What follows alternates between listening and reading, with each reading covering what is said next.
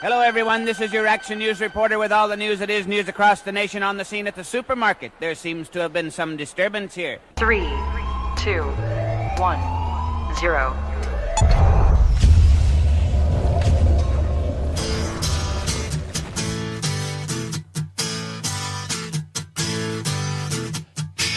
Hey, you. What? Yeah, you. Come What? here for a minute. I want to talk to you.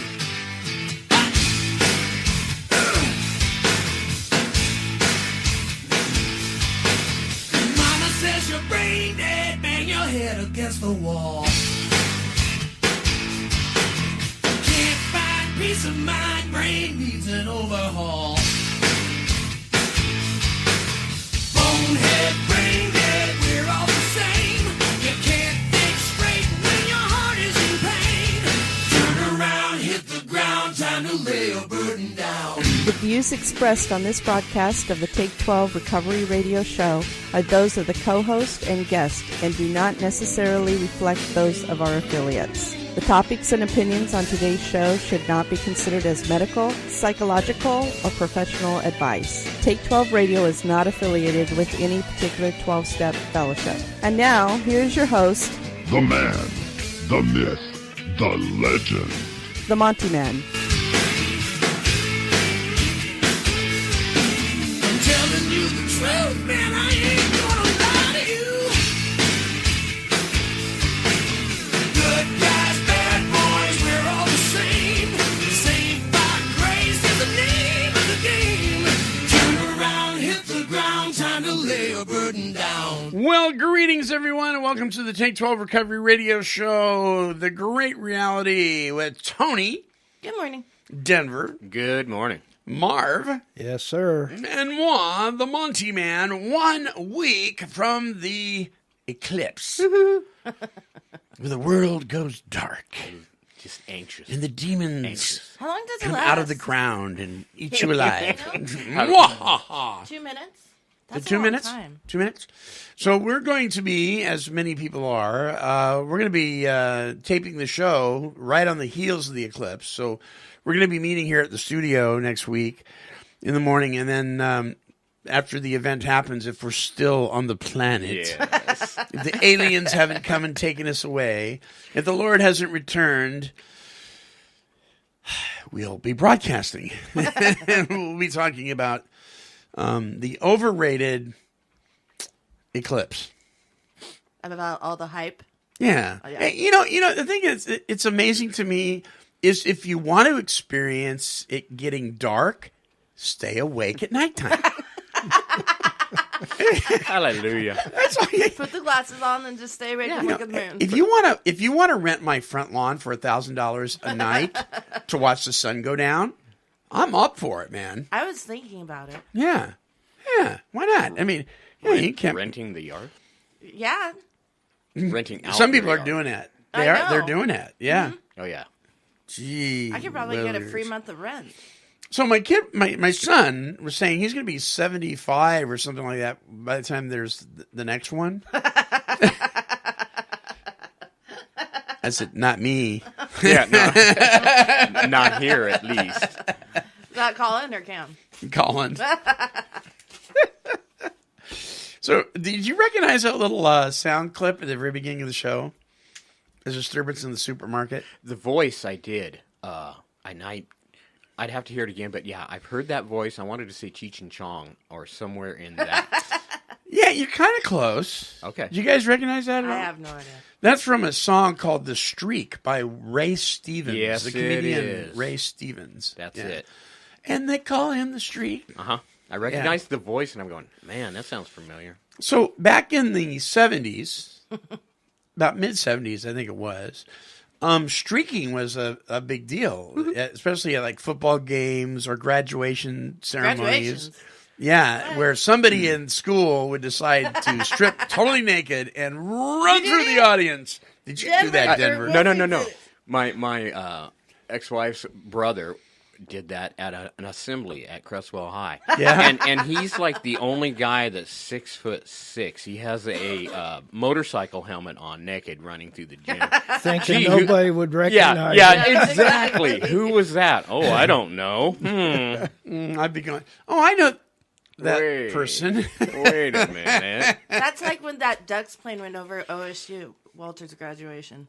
Oh, really? Uh, What happened? It just flew over during the ceremony, but he got in trouble because they blocked out his number so he didn't get identified. But they identified him anyways. Oh, okay. All right. There are telltale signs, especially if you're naked. Oh, God. And 6'4". Remember that Size 11 remember shoe. that story we did out of Remember that story we did out of Fairfield, California last year? We talked about the guy that the nurse had recognized his private parts from surgery Yeah, the day I before, remember that. and he robbed the convenience store, Yes. totally naked, and she had to Didn't be he get it? He got it caught on something. What a was whiskey it? bottle or the something. whiskey bottle, yeah. yes. And so she recognized him from the night before, and she happened to be in the 7-Eleven or whatever it was, and she could identify Yeah. him because You're of... going to have to find that story again. It's just strange how things just always come together, and you go, how could that possibly align that way? I know. Isn't that weird?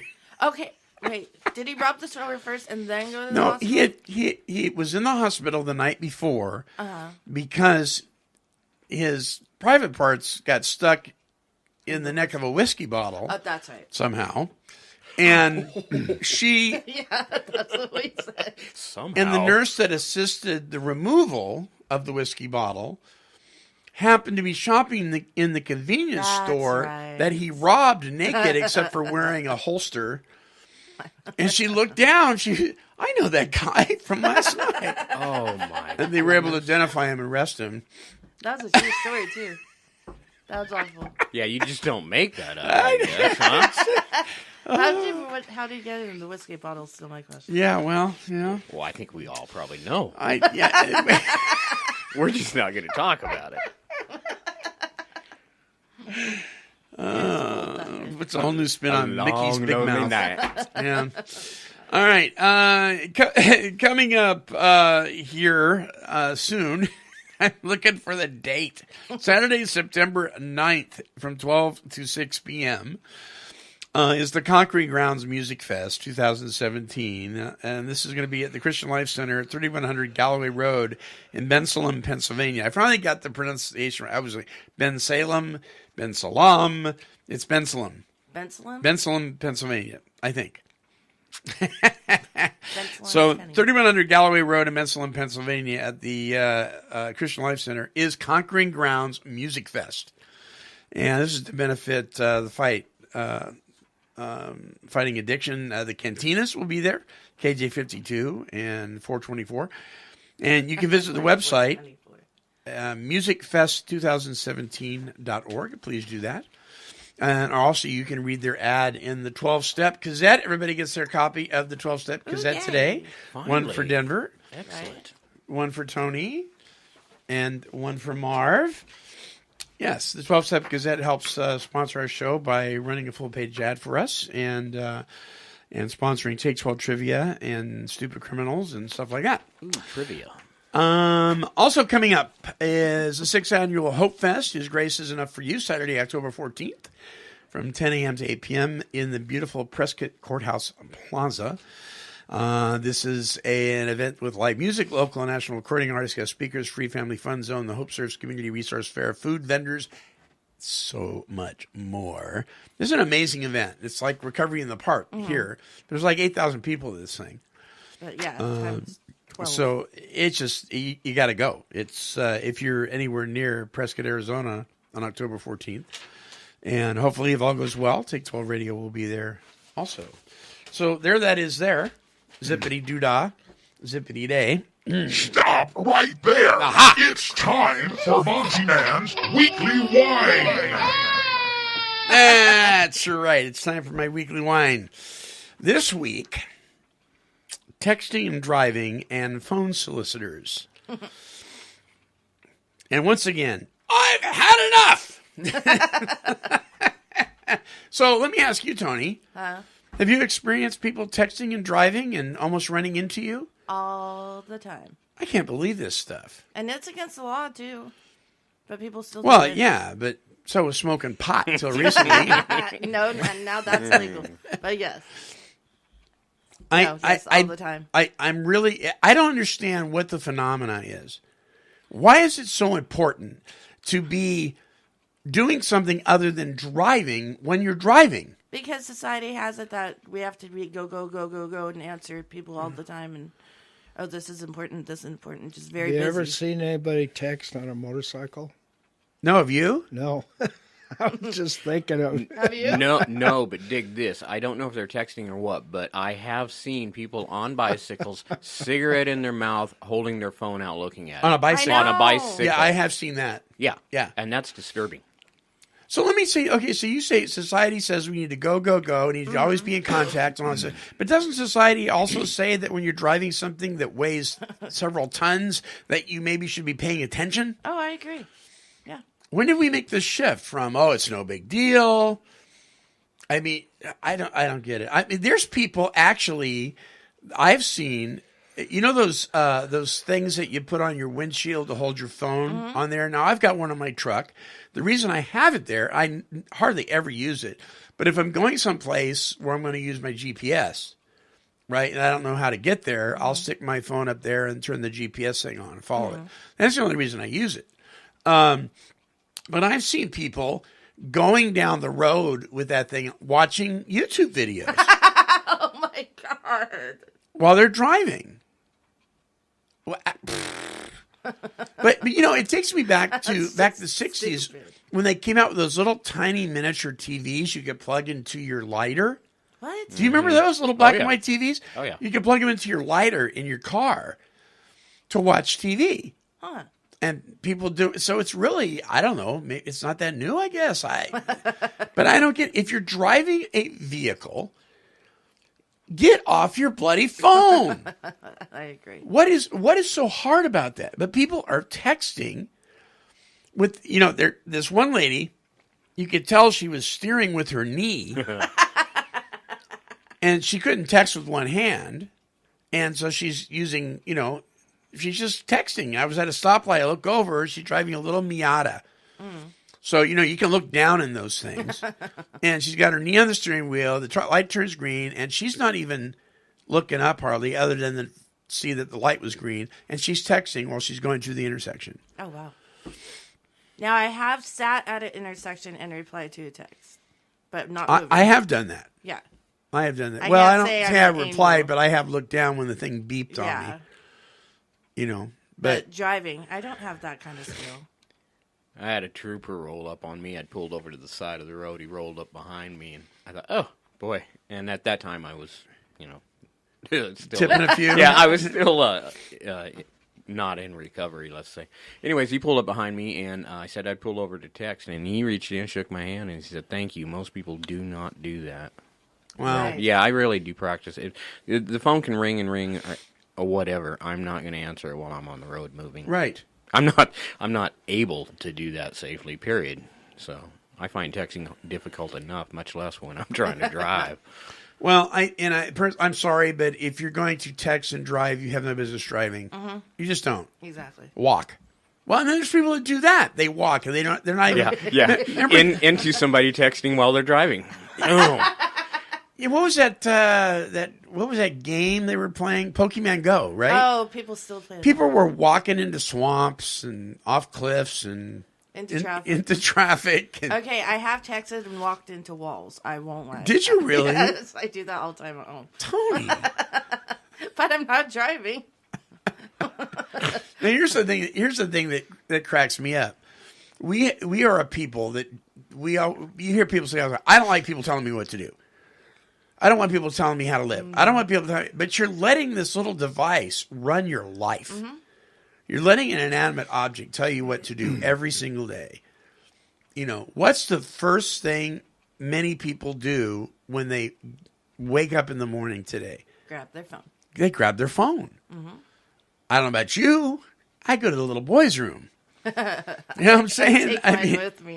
When you get a certain age, I mean, that's your only focus. Yes. But, you know, not some of my friends. No, man, I've got to go to the bathroom so bad, but not until I check my messages. I take mine with me. Do you? Okay, so you multitask.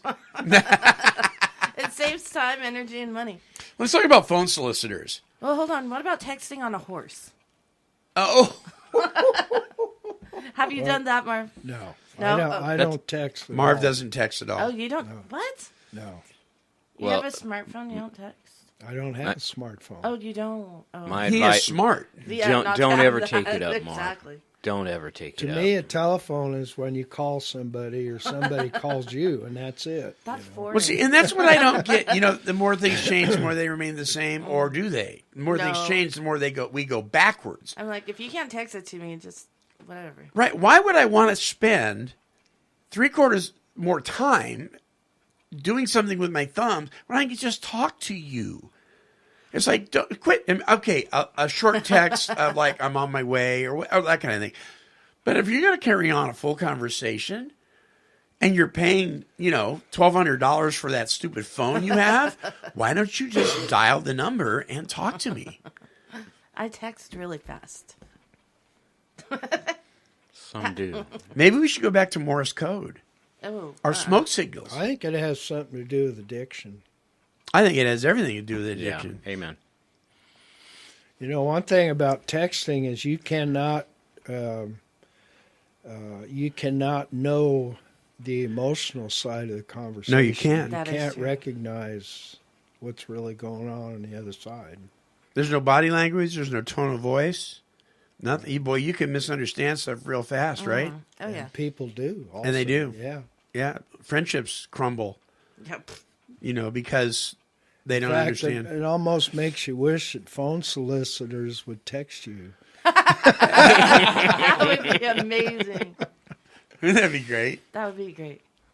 That's the only way they could get a hold of you. So let's talk about phone solicitors.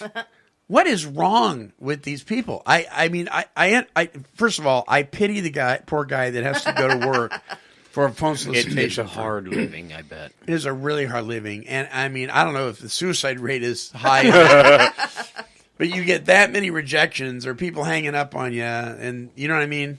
I mean, when somebody calls me and they're doing their little spiel, especially if they have a pleasant voice, I have a hard time just hanging up. But I just, sometimes I do. I just, hi, you've just qualified for it. Click. Quite frankly, if I don't recognize the number, because all my numbers have assigned pictures or names. If I do not recognize the number, I don't answer it. Exactly. But on occasion when it happens, I mean, it usually happens around dinner time. Well, they have to call you when they know you're going to be home, so I get that. But what I don't get, it's the same people. All the time. I know. I have 4 numbers that call me all the time. I've told you to remove me because by law, if you tell them to remove you, they're supposed to do that. There's that little dot that's in the phone book that you can have requests to be put by your name, which means by law they can't call you. But they don't, who obeys the law? Yeah, exactly. We all text and drive, too. Texting and driving. Yeah. Who's obeying the law? Who's obeying the law? But they call, and what really irks me is when you stop them, right? And then there's a pause, and then they just continue. They just keep going with whatever their spiel is. That gets me. It's over and over again. hour 6 of their shift, okay? Like, just listen, please. Yeah, please. Someone. So here's an interesting thing, because right now, where Denver and I work, it's phone solicitation time. Right? We're doing a fundraiser right now where we're calling people. You get 100 names and you make a phone call right to each one of them. Right. But these are people that have given in the past to the ministry. Isn't that true? Are there some brand new victims out there? We would love new victims. We would love new clientele. Yeah. There are people that have given before. If you ever get on a mailing list, you will receive a call from us, and hopefully you donate a little something. Make our day. Yeah. So do they have their place? Sure they do. Mm-hmm. You know, they do. I mean, it's a business. I mean, yeah. Right? Yeah, but some are ridiculous, though. Some are. A lot of them are just... I'll add that I'm sure that we are annoying, and I know for a fact that we are annoying to some folks. I have had the chance to pray, and a lot of time I consider that part of the ministry because you'll get somebody on the line and they really just need to talk to somebody. Our phone call in to you often opens the door for there's been some complaints. Yeah. And there has been some needs shared on there, and there's been some it opens up the door. Ours is different than the annoying dinner time solicitation call. That's true. Yeah, it's a fundraiser, so Right. different. But still, I'm sure I have had annoyed people. Please remove me from your mailing list. Right. And I take the name and pass that on. But whether it gets done or not, they're still there next year. And then they have the automated ones. There's really not people on there. They're just recording. This is the National Diabetes Association. Yes, I have diabetes. Bye. Are you doing a survey or are the ones that tell you that you've been to their site when you haven't? Yeah. Or as a valued past customer. Well, first of all, why am I so valued? And I've never shopped at your store. I don't know. How about the recording you don't realize is a recording until about 3 minutes into the thing? You're going, what? Okay, now I said all that to say this. There are numbers that will call you, and if you try to call them back, it doesn't ring. It's blocked. It doesn't exist. Mm-hmm. Right. And then so you can look them up. You can Google these numbers, and what you will find, a lot of times you'll find before you ever even answer them, that's what they are. Scam. That they're solicitors or they're scammers or that kind of thing. So who do you trust with all the catfishing that's going on, with all the I get stuff in my email all the time. Hello, dear. I get the hello, dear mails. Ever got any of those? No. Hello, dear. Wait a minute. I really like face. Instead of your face. I really like your face. I really like tone of voice you have. I really have tone of voice. I want meet you. Are you serious? Oh, yeah. Those exist? Oh, yeah. Oh, God, I get you gotta email show like me that all one the time. time. Oh, yeah. But it always starts, hello, dear. Hello, dear. My name, Uganda Boomba. I deposit $15 million in your account. Yes. You better stop there. I mean, it just goes on. Oh, Lord. And this is not even bad. This is not even good. Yeah, this isn't really too bad. So Yeah. So if you have a weekly whine that you want to whine about, you guys let me know a week in advance, and we can talk about it. Somebody was talking about it at the. Do you? Yeah. But okay, let me know what it is next week. Okay. Do you want me to say it on there or no? Yeah, say what it is. What is it? Drive-through etiquette. Drive-through etiquette. Mm-hmm. Yes, the Queen of the Golden Oh. Arches would love to talk about drive-through I etiquette. can make a list. Let's do that next week. Okay. I hate drive-throughs. Do ya? Yeah. The horse doesn't fit. It doesn't fit. Well, my dually, most of them are too narrow. I can't, All right. especially at the This is going to be a banks. long one. Oh, good. We can talk about that next week because they have these new thing called the split drive-throughs. That's what we have. And the McDonald's over on the freeway, you can't pull in like you used to. You got to No. go all the way around. That is one dangerous drive-through. They did not think that through because No, they have they a did door not. right there, and a kid's going to bolt out because that's the second window. Yeah. People don't pay attention. There's going to be a kid that bolts out. Yeah. So we'll do drive-through etiquette next week. Okay. That sounds good. Yeah. Yeah, I'm anxious. Yeah, me too. It's going to go both ways, I'm sure. Oh yeah. I've already said all I'm going to say. Have you? So but let me ask you, I'm just curious though, and I don't want to, get too much into next week's, but what's this with the pre-recorded welcome We don't have that. on, because I've noticed that with a lot of drive-thrus now, there'll be it sounds very good. It sounds like the person is actually there, but there's a pre-recorded welcome, welcome to Jack in the Box, blah, blah, blah, blah. And then, then you give your order, and then it's another voice that comes It's another on. voice, and that's why we took ours off. Then it would malfunction, and we can. It's very confusing. Yeah. You guys are eating out a lot, aren't you? I work there. All right. Yeah. So there's that there. All right. We'll be back right after this. Turn around, hit the ground, time to lay a burden down. Hey there, it's the Monty Man, and it's that time of year when we ask for your financial support to help keep the oldest recovery talk and positive music radio station on the air. In addition to our monthly expenses, this is the time of year our major renewal fees come due for our websites and other broadcasting essentials. Because we are a listener-supported radio station, we are able to keep advertising to a minimum to allow more broadcast time for issues of recovery and learning to develop a better quality of life now that we are clean and sober. If you enjoy our programs and have found value in them, we ask that you consider a donation. No amount is too small, and it's easy to donate.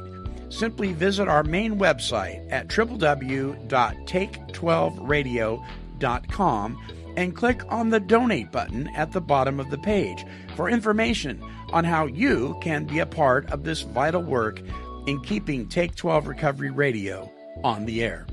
Thank you for your consideration, and may God bless you.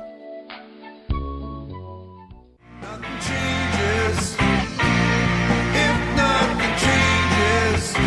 This is Tony Morosi from the recovery band Self-Esteem, and we're listening to the Take 12 Recovery Radio Show with the Monty Man on KHLT Broadcasting.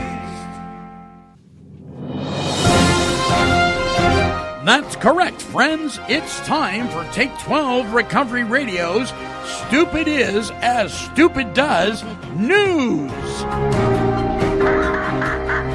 Ha ha ha ha ha. Ha ha ha. I love these things. Ha ha ha. Ha ha ha ha ha. Try smiling and not Ha, ha, laughing and not smiling. Ha ha ha. All right, Stupid as Stupid as News brought to you by the 12-Step Gazette. Visit their website at 12stepgazette.com. Devin Gessel and two accomplices broke into a Missouri home and took, among other things, a box containing what they thought was cocaine. Well, it turns out it was the homeowner's father's ashes. Shut up. Did they sniff it? Oh, Lordy. And what was even worse, Deborah Matthews claims that the two of the unnamed teens were the deceased man's grandchildren. That is just awful. That's going to make for a really awkward family reunion, you know what I'm saying? You sniffed Grandpa. The whole alignment thing again. Oh. Weird. What is wrong with you people? That's horrible. Patrick Remfrey, 24, drove his 2002 Toyota through the front door of an Indian River County jail building. Ooh. That didn't work. So he backed out and then tried to go through the fence. What? That also didn't work. So he tried to climb the fence. Now, what? What's the purpose? Wanting in? He got stuck on the razor wire. So what was he trying to accomplish? Well, he told police he wanted to visit his friends who were currently incarcerated. A decision he reached after getting high on flakka. Oh, that stuff is dangerous. Have you seen YouTube videos? Yeah, that's bath Watch YouTube salts videos and a of bunch that of other stuff, Yeah. weird Flakka. Flakka. Oh, God. Never heard of it. Yeah, or crocodile Look it up. something or other. Look it up. Makes your skin fall off or They are crazy people. makes you climb over Crazy. fences. Yeah, I understand that one now. Gee whiz. What's wrong with you people? And they can't stand still. No wonder he kept doing stuff. Well, here's Rilliford Cooper. What a name, Rilliford. The third, actually. Oh, so there's three Rillafords. You imagine, three. Back east. Well, Rilliford fled from police on Wednesday evening, leading them on a high-speed chase that involved running through a stop sign and two ditches before crashing into a house. Oh, my God. So, you know what people will say, that's not my drugs, right? You know, the police will pull out a bag of dope. Oh, what do we have here? Oh, that's not mine. He said, I wasn't driving. My dog was driving. Oh, my God. Flack or whatever that is. The thing, there was no dog around. My dog was driving, officer. I wasn't me. What's wrong with you people? How do you get through 2 ditches and then to the house? That's 2 ditches. That's a lot of rolling. Invisible dog. Invisible dog. All right, and here's one straight out of the 12-Step Gazette. The largest bill currently in circulation in the U.S. is what? What do you guys think it is? The largest bill currently in circulation in the United States. I'd say $1 million. Oh, you mean currency? Idea. Yeah, currency. I thought you meant legislature or something. No. Currency. How am I supposed to know that? Well, it's $100. Oh, okay. Only a $100 bill. Yeah, that's as high as it goes up. That did not stop 53-year-old Michael Anthony Fuller going to his local Walmart recently and attempt to use a $1 million note. He got that at church, didn't he? Fuller, who really should have done his homework, tried to use the fake note to buy a microwave, vacuum cleaner, and other goods totaling only $476. By his reckoning, he was due $999,524 and change. After the police were called, Fuller was charged with attempting to obtain goods under false pretense. And it's, I guess in the UK, it's called uttering a forged instrument. That's what the legal term is. Doggone those forged instruments anyway. Yes, uttering a forged instrument is what trying to pass counterfeit money is. Yeah, counterfeit is what it's called. Like the truck? Huh? Ford? Is that what No, forged. Oh. Forged. Yeah, uttering a forged instrument. Have you ever been arrested for uttering a forged instrument, Denver? It sounds weird. No. I've been arrested for uttering. Yeah, exactly. Uttering a forged instrument doesn't sound like passing fake money. It sounds like something totally different. I don't understand. Well, that's it for that. British.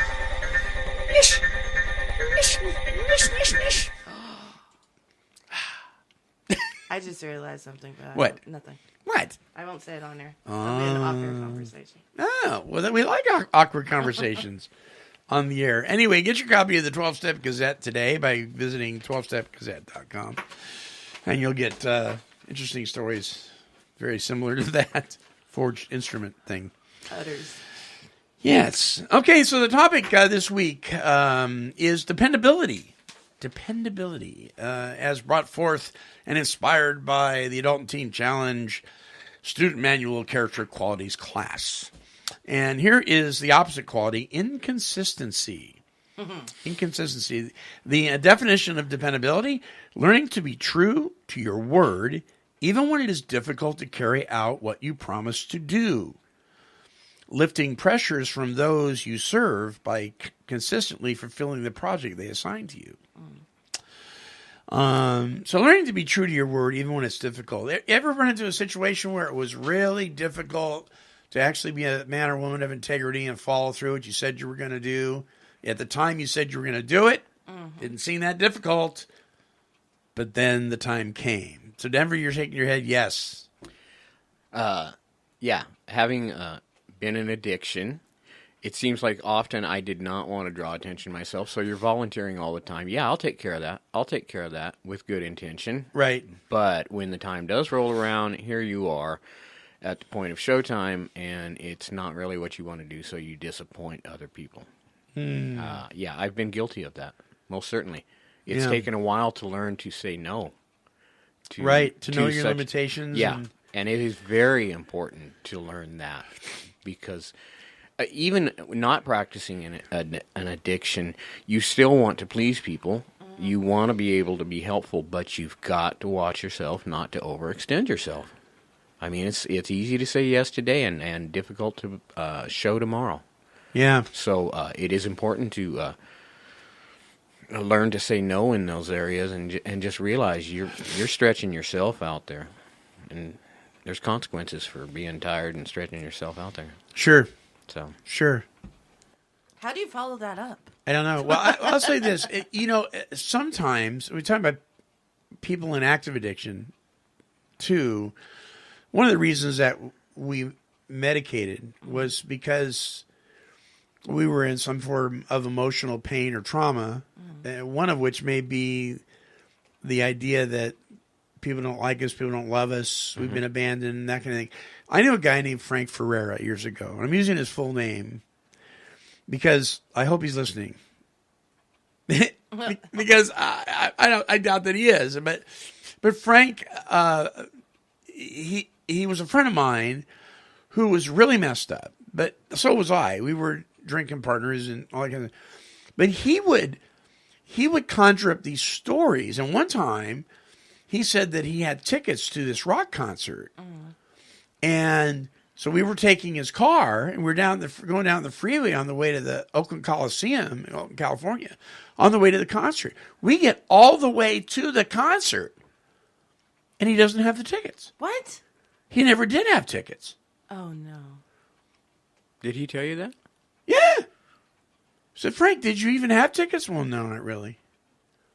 But see, what he was doing was Frank was trying to impress us, trying to get us to like him, you know, and I look back at years later, I see what was going on, and he took it. He lied about it right up until he couldn't lie about it anymore. Wow. You know, and people will do that kind of stuff that are really, really hurting for attention or friendship or that kind of thing. I'll never forget that. And then on the way back, his car broke down on the freeway. We were all stuck on the freeway in the East Bay. Yeah, that didn't work out. That didn't work out too good, you know. But people will do that. You know, they'll make a commitment to something knowing that they can't do it, but at the time, it'll make them look good. Yep. Well, like I said, I believe also some of it is if you're practicing your addiction, if you draw the attention away from yourself, you commit to help somebody, that relieves that immediate, well, he's drunk, he's not going to be able to do that. I use drunk because I was a drunk. Right. But, yeah, I diverted attention away by saying, yeah, well, I'll take care of that. And then you don't always get to it. Sure. What about parenting, Johnny? If you do that, this is what's going to happen. Mm-hmm. And then we disappoint them. Yep. And we go, well, next time, if you do that. We're not being dependable as people who are raising our kids. And we don't talk about that too much when it comes to dependability, but that we need to be counted on by our children when it comes to discipline. I know growing up, when I was, not growing up, but when Kylie was growing up, that period I was there and drinking. Yeah. I would always promise her stuff all the time, and time comes to do it, and I let her down every time. So, right. Yeah, that has happened a lot. But now she knows she can depend on me now. I say something and, you know. Well, and kids thrive on consistency. Mm-hmm. Even if the consistency is missing from the discipline. And how she grew up so normal, I have no idea. Yeah, despite everything that was going on, right? Yeah. Yeah. So do you ever give excuses to explain why the job didn't get done or the thing you didn't do didn't happen? Well, I got too busy, or well, I overslept, or well, you find yourself giving excuses rather than just copping to the fact that you were being a horse's patootie. Well, we always put the lies on top of the lies on top of the lies on top of the lies to just cover our own butts. I mean, everybody else figures it out. We think we sound amazing. We don't. Sound amazing. You're like, that worked, and everybody's like, you're a horse's patootie. So years ago, when my sponsor was teaching me about expectations, I would slip in there, oh, you mean unreasonable expectations? And he said, no, I mean any. Mm-hmm. And so my statement to him was, well, if you say you're going to meet me at Denny's for coffee at 2:00, isn't it only right that I would expect you to be there at 2:00? He said, no. What? He says, well, what if I don't show up? What are you going to do with that? Well, I'm going to wonder why you said you would and you didn't. He goes, you don't know what happened. Maybe I got a flat tire. Maybe I got pulled over. Mm-hmm. Maybe an emergency came up. You don't know. So you can't put an expectation that I'm going to be there. Now, if I'm there, all is well. But if I'm not, you're not going to freak out. Sounds like my sponsor. You know, and I'm like, well, it's a reasonable expectation, isn't it? And he goes, for you, no. That sounds like my sponsor. So part of it is, I think on our end, is we have a tendency when somebody doesn't follow through to assume the worst. And that isn't always the case. But let's flip it. If we have said we're going to do something, right, we should, if it is in our power to do it, expect ourselves to do it. Shouldn't we, Marv? Yes. And that is an expectation we should put on ourselves and we should hold ourselves to. Yes. Does it irritate the dickens out of you when somebody says they're going to do something and they totally ignore it? Yes. Good answer. The silent cowboy. Good answer. Yeah, that's, and you're right about the expectations, but you know what? A lot of times people say they're going to do something, and it might involve, 4 or 5 other people. Oh, yes. So they're not only disappointing you, whether your expectations are there or not, but there's 3 or 4 or 5 other people that are counting on just that one situation to all fall into place. Yeah. And because you're not accountable, it doesn't happen. And right. A lot of people are upset about it. I remember when the kids So do they all have too many expectations? All those people? I don't I know. would assume so, but I'm assuming right now, so I don't know. Well, so I remember when my kids were growing up, my son, one of my kids would say, "Hey, Dad, Isaac said I could come over tonight, and we'd go down to the creek and run the radio-controlled motorboats or blah blah blah, and I could spend the night." And that, I said, "Have you checked with Isaac's parents?" Oh no, Isaac did. Well, 5 o'clock comes rolling around, and what are you still here for?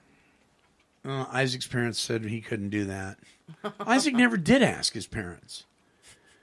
Right? And I would try to teach the kids, listen, guys, you cannot assume that what your friends are saying is going to happen because they haven't bounced it off their folks yet. And they would constantly go, "Oh, no, it's no problem. It's no big deal. Yeah. You know what I mean?" And it wouldn't come to pass, and they'd be very upset, very, very disappointed. My friend is constantly letting me down, Can you, this question says, can your people count on you to be where you say you're going to be when you say you're going to be there? Like meetings, church, your job, the people around you, can they count on you? Or do you pull no-shows? We've all known people that have I've pulled a no-show before in my life, or just didn't show up. And it was, primarily it was in my active addiction, but I got tired of calling in sick. They knew what was really going on, so I just didn't call in, that kind of thing.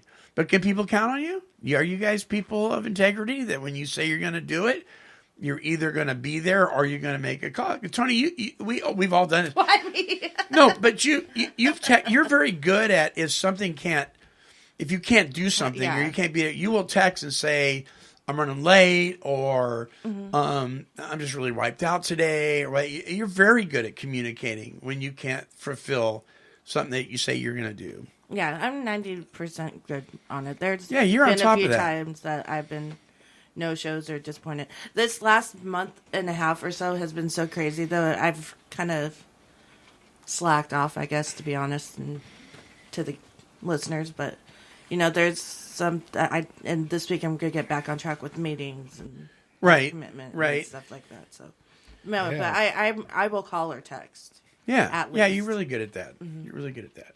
I never used to be. What were you gonna say, Marv? Nothing. It was probably not worth saying. So my friend had a boss that used to tell him. My friend Larry had a boss who used to tell him, just call me and tell me your underwear is on fire, but call me if you're not going to show up for work. So what did he do one day? "Hey, boss, my underwear's on fire. Bye." But that makes a good point. Sometimes all you got to do is make a phone call. What's that? I heard the beep. Oh, it's the coffee pot. Coffee pot's going off. I didn't even hear anything. All right. So do people, your people, whoever your people are, your family, employers, Do they feel like they can count on you? Mm-hmm. I think so. I believe so nowadays. Nowadays. Yeah. Not so much, Before. 5 years ago. Yeah, 2 years ago.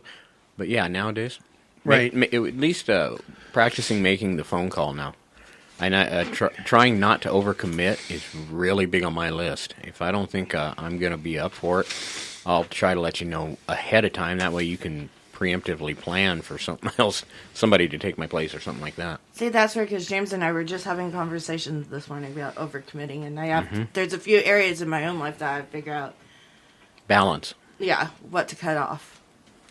So that's just weird. This whole topic is about this. Right.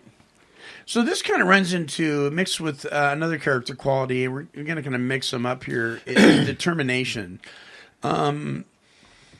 Does your home contain projects that you have started and have not finished? Oh, good God, yes. Oh, good God, yes. Affirmative, I guess, huh? Oh, Lord. So can you depend on yourself to follow through with these things? James has to pick up the slack. Poor boy. Wow. And Marvin goes, I was trying to get a home. That was quick to answer. Yep. Once he gets going, I help him, but... Do you allow distractions to hinder you in completing your assignments that you've given yourself? Mm-hmm. My DVR. Your DVR? It has all my shows, but I never get to watch TV lately, so... Right. I turned that on, and I'm like, oh, I'll do this during the commercials, and no. 4 hours later. So this is a really good question for tweakers. Oh, excellent. Do you allow distractions to hinder you in completing your assigned task? Yeah. Right? Didn't you have a story about that one time? Well, I remember just tweaking out so much that I would start maybe, cleaning something, and then I would find something that needed to be fixed while I was cleaning. And so I'd start to fix that. Then I need a screwdriver to fix that. Then I go over to the toolbox, and I start rearranging the toolbox, and pretty soon the whole house is just a mess. Anyone that's tweaked before has been down that path. You start at one end of the house, and you start to fix the cupboard with a screwdriver. Before you know it, you're at the other end, and you go back through the house the next day going, oh, my God, what happened here? Right. The whole place is disarrayed because you've got 18 projects going at once. Yeah. I never tweaker. That's why he had to explain it to me that way. I'd like to say you missed out on something, but... Well, and there's nothing more hilarious and sad at the same time than a tweaker who's an auto mechanic. Oh, God. Oh, yeah. Because they will take an engine apart, convinced they know what they're doing. I would want to see that. I would almost want to see that. And it'll never, ever go back together. You do not want to see that. If it's your vehicle, especially. He's cutting you a deal, but he ain't getting it done.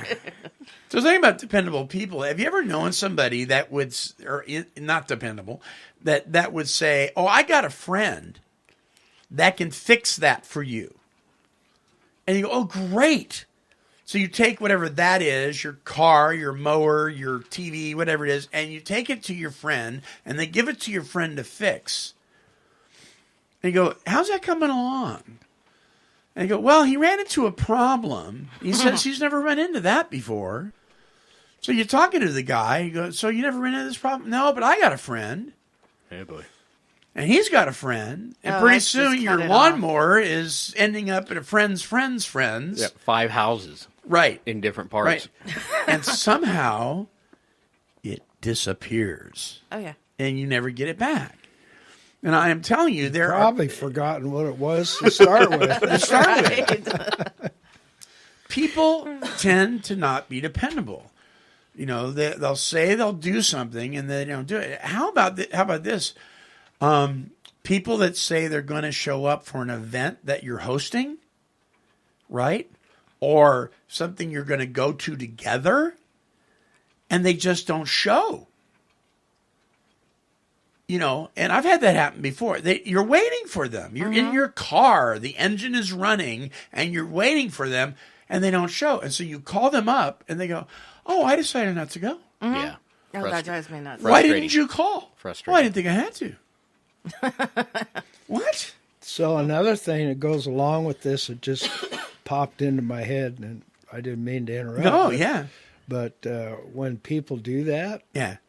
Another thing that's necessary is not only keeping your expectations down, but being forgiving. Oh. Yeah, because that can really make you hot, right? It happened to me the other day. Sponsee wanted to meet, and I hung around and waited and waited and waited. Nobody showed up. Nobody called. And the next time I saw him, all I said to him was, "You know what? I waited for you. We were supposed to have a cup of coffee." And oh yeah. He said, "I should have called you." And yes. And it was the door was open for me to be kind of a jerk. I just said, "Oh well, next time." Right. Just forget it. Right. So can you let it go? I mean, when they do that, it can be hard. Mm-hmm. I have this I have a brain that once I've decided A plus B is going to equal C and this is how it's going to go, when it gets changed midstream and I didn't do the changing, I get all defunculated. I don't do well. You got to let go of that. I know. It's working where we were. I know, right? But, and so, if we plan a trip to Costco, because we don't take trips, so I'll just plan a trip to Costco, and we're going to meet the one son, and we're going to have Costco hot dogs, and we're going to buy, and all of a sudden in the middle of it, right, something happens, the dog gets out or something like that. I'm just all, I don't know how, I have to, it's challenging for me to kind of hit the reset button and keep the plan going. I don't know. Because we're controlling people, that's why. We hate being out of control. Right. Like, right now, some things at the house are out of my control. Well, I want them in my control, but I can't do that, and it gets me antsy, and it just gets... Yeah. So I'll get burnt out and go, well, I didn't even want to go to Costco now. Mm-hmm. Like, screw it. I don't want to do it. And everybody else is fine. They've adjusted just fine. Have you ever made a vow to do something? I'm never doing vows again. And then just didn't do it? Just made a promise. No more vows. Is that a vow? Yeah, that is a vow. That's a vow right there. No, God. I hate that word. That is a vow. But well, if you make a covenant with somebody, if you make an agreement with somebody, I've been guilty of that. And then not following through. So I've been that guy. I've been that non-dependable person before. Today in my life, I try very hard not to do that. If something comes up that's out of my control, I will pick up the phone. I will, text somebody while driving. Oh, no. Boy, and maybe I shouldn't even bring this up either, but where that kind of behavior is most prevalent is in AA meetings. Whoops, no chairperson. Whoops, no key to the door. Oh, yeah. That is very stuff like that. Right. Whoops, I forgot to go to AA. Yeah. People that make commitments, and they call them service commitments, right? Yeah. Yeah, and it's written on the wall, so-and-so's going to chair this meeting, and you're sitting there, well, where's so-and-so at, and then the third week along, they still haven't shown up. Right. And you're thinking, geez, I hope they're not out. Check the hospitals. Yeah, drinking or using. Or. Mm-hmm. So do we live in a society today where a lot of people just don't think it's important to be dependable? Okay. I'm reading the recovery talk right here. Mm-hmm. And we have all been in recovery. And I think sometimes we have an advantage to be more aware of what we was and what we are now. We become more responsible. I'm talking about the people out there in the world that just really roll around doing those things, even clean and sober. This world is full of that right now. Yeah, you bet. And we are blessed because we're aware of it now through our recovery that we need to be more responsible. So we kind of maybe have an upper hand on that. Oh, and I totally agree. Normal people are worse than we are when it comes to depending on them. Because you go, what are you smoking? And they're not smoking anything. Exactly. They're just duh. Yeah. So I'm thankful for that part. Is that I'm aware that I do need to make that phone call, and I need to be responsible. I was brought up in a generation of that. Got lost somewhat. I mean, I had a lot of it even when I was practicing my addiction. Right. But now that I'm in recovery, it's really, really important to make sure I do the next right thing, and that's be responsible to others. Yeah. Normal people are weird. Normal people? Normies are worse than us sometimes. So here's something, and we had to close, but we used to live, when we lived in Lebanon, we lived kitty corner to the church that we attended. Now, please don't hate me for this, but there were Sundays I drove to church. And I lived across the street. I know that sounds weird. Here's what's even weirder. Sometimes I would have to park further away than what my house was. Just kind of weird. The Monty Man weirdness. But here's the other thing. We were often late. Oh, I don't deal with late. Now, the pastor says to me, he says, if you were late on occasion, I get that. But you're late every week. You got a talking to? Oh, yeah. You're late every week. That tells me you have the ability to be on time every week. Oh, he nailed you. And he got it right. Everybody has something that comes up when that makes them late to whatever it is they're going to. But when you are late consistently, that just means that your time management skills are out the window. Because if you can do that consistently, you can be on time consistently. You couldn't find the car keys. Yeah. Every week. If they'd have gave you reserved parking, you wouldn't have. Wouldn't have been. That's right. Yeah. So it's their fault. It's their fault. It's their fault. All right, the scripture verse that goes with dependability is Psalms 15:4. He despises those whom God rejects, but honors those who obey the Lord. He always does what he promises, no matter how much it may cost him.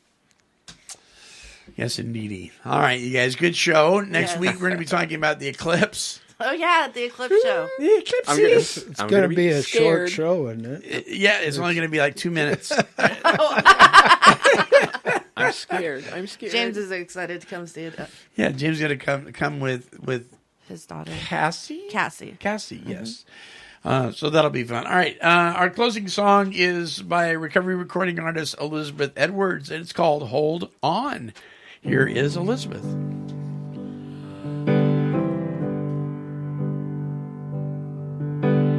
I can't keep the sun from setting, and I can't make it rise, and I can't stop your heart from breaking, but I'll hold you while you cry. There's a spring after every cold, dark winter, and there's a dawn after every long, hard night, and there's an answer to every prayer we whisper, and there's a new day in sight. So hold on until tomorrow.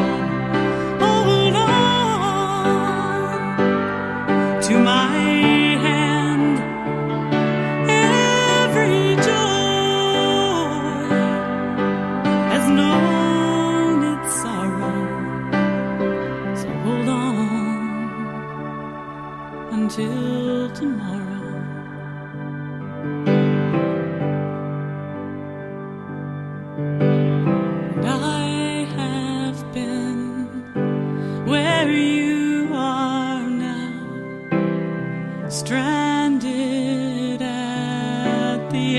edge,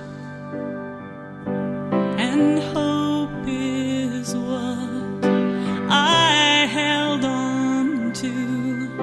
I was hanging by a thread. Hold on until tomorrow. Hold on to my hand, and every joy has known its sorrow. So hold on until tomorrow.